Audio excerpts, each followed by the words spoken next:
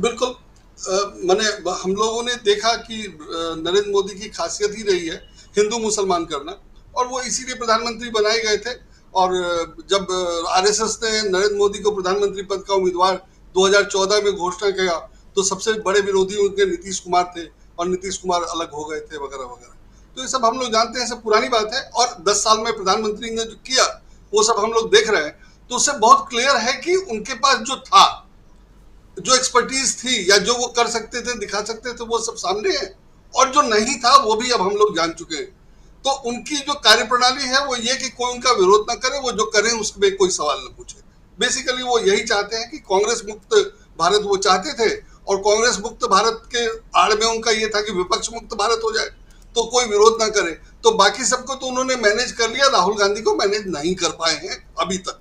तो राहुल गांधी के लिए इन्होंने जो उपाय किए वो सब मिसफायर करता जा रहा है, या ज्यादा ही नुकसानदेह होता जा रहा है।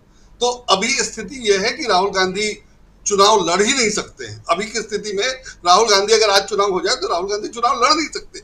लेकिन जो इन्होंने किया है उसी का डर है कि राहुल गांधी चुनाव नहीं लड़ सकते, लेकिन जिसको कह देंगे वो जीत जाए। राहुल गांधी कह देंगे कि इसको जिता दो तो वो जीत जाएगा चुनाव। ये स्थिति राहुल गांधी ने बना ली है। और मुझे लगता है कि राहुल गांधी की ये स्थिति भाजपा वालों की मेहरबानी से ही बनी है। राहुल गांधी तो बहुत ने तो छोड़ रखा था, उन्होंने तो 2019 एकदम वॉक ओवर दे दिया था, तो राहुल गांधी ने तो छोड़ ही रखा था। लेकिन इन्होंने राहुल गांधी को काउंटर करने के लिए या राहुल गांधी को रोकने के लिए जो सब किया वो सब मिसफायर करता जा रहा है, और ज्यादा राहुल गांधी को मजबूत बना रहा है। तो इनके पास कोई चारा नहीं है, इनके पास कोई नया तरीका नहीं है। इनके वही रविशंकर प्रसाद, वही स्मृति ईरानी है, और इन दोनों की कैपेसिटी और जो है वो अपने उस हिसाब से लड़ती है। तो इनका जो तरीका है कि अगर बाइडेन के खिलाफ बोलना है तो फूंक दो कान में और फिर सब लग जाएंगे एक साथ। तो बाइडेन के खिलाफ सब लोग लग गए, और फिर सबरीना सिद्दीक के खिलाफ लगना है तो सब वैसे ही उसी अंदाज में लग गए।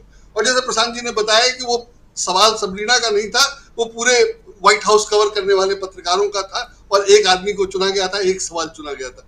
तो अगर उधर से उतनी तैयारी थी और आप कैपेबल होते, या आप चीजों का पूर्वानुमान लगा सकते, तो आप भी जवाब देने के लिए तैयारी कर सकते थे। एक सवाल पूछा जाना, उसका एक बढ़िया जवाब दिया जा सकता था, ऐसा कोई मुश्किल नहीं है। वो कह सकते थे कि हम कॉमन सिविल कोड लाना चाह रहे हैं, जिसका प्रचार अब कर रहे हैं और जो अब अखबारों में छप रहा है। वही कहते कि हम तो चाहते हैं, और ये इसलिए गड़बड़ है, सारी गड़बड़ी इसलिए है, या आप लोगों को इसलिए गड़बड़ दिखाई देता है कि हमारे यहाँ ऐसा है और हम ये लाना चाहते हैं।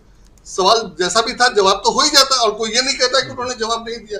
तो लेकिन या कुछ और भी हो सकता, मतलब मैं नहीं कह रहा कि यही जवाब देते, लेकिन जवाब तो देते और उसकी तैयारी करते। टेलीप्रॉम्प्टर है, तकनीक है, आप पूरा टीम बैठा सकते थे हिंदुस्तान में या अमेरिका में, और 10, 20, 50, 100 लोगों की टीम से कह सकते थे कि सवाल के तुरंत बाद हमें जवाब चाहिए, और वो जवाब मिल सकता था। तो टेक्नोलॉजी उपलब्ध है। तो आप वो सब करेंगे नहीं, क्योंकि कर नहीं सकते, करना नहीं चाहते, आपके पास टीम नहीं है, जो भी कारण हो। तीनों है, मुझे लगता है तीनों है, कर नहीं सकते, करना नहीं चाहते, और आपके पास टीम भी नहीं है सक्षम। तो उसका ये नतीजा है कि आप बुरी तरह फंस गए हैं, और फंसने से निकलने के लिए आपके पास जो तरीका है वही पुराना घिसा पिटा है। तो उसमें ये हो रहा है कि आप कुछ कर नहीं पा रहे हैं, या जो कर रहे हैं वो बहुत हास्यास्पद हो जा रहा है।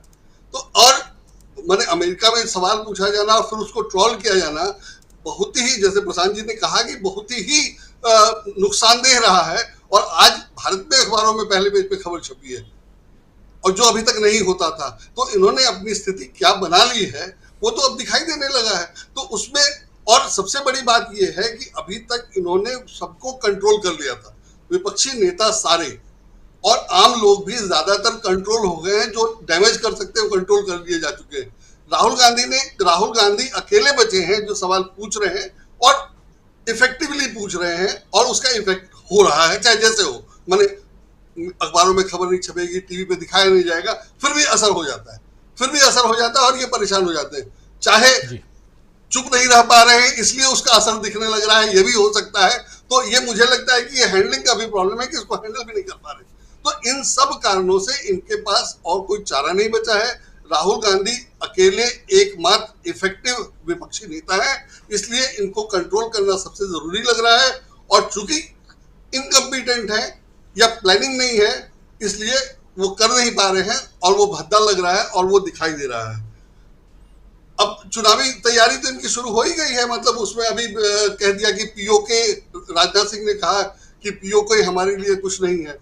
और स्थिति यह है कि कश्मीर को 2 भाग में आपने बांटा, एक राज्य था, उसमें भी आधा आपके पास नहीं है, आधा आपके पास, आधा पीओके था, और उसको भी आपने 2 भाग में बांट दिया और कह रहे हैं कि हम सक्षम हैं, जब चाहेंगे उसको ले लेंगे।